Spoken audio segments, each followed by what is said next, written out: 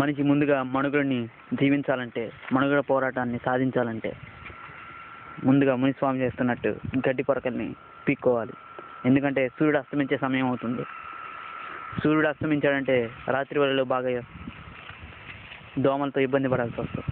కాబట్టి మనం మనుగడ పోరాటాన్ని సాగించాలంటే అదిగో ఆహారం దొరుకుతుంది, ఆహారం దొరికే సూచనలు కనపడుతున్నాయి. మునిస్వామి ముందుగా ఎదుగుతున్నాడు.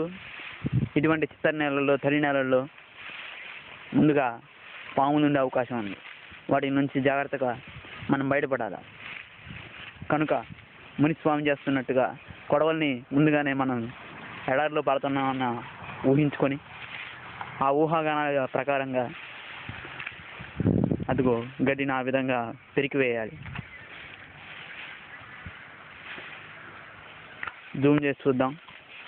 అక్కడ మనకి దొరికింది, ఆహారం దొరికింది. ఇది మునిస్వామి గర్ల్ ఫ్రెండ్కి బాగా ఇష్టమైన ఆహారం.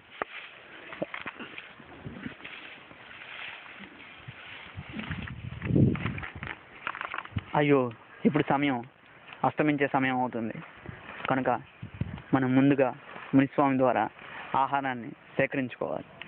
చూడండి, అక్కడ సూర్యుడు ఉదయభానుడు అస్తమించే సమయం కాబట్టి మనం త్వరగా ఆహారాన్ని చూసుకోవాలి.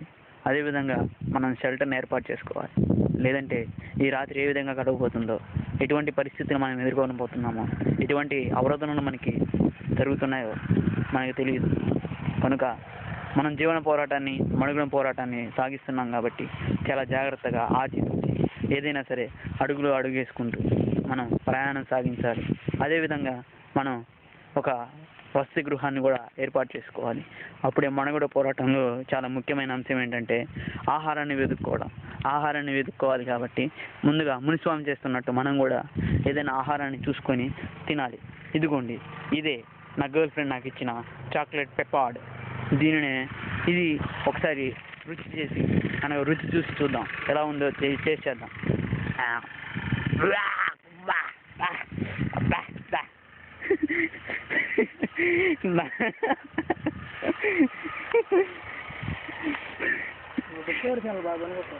నా గర్ల్ ఫ్రెండ్కి ఈ ఆహారం ఏ విధంగా నచ్చిందో నాకైతే అర్థం కావట్లేదు.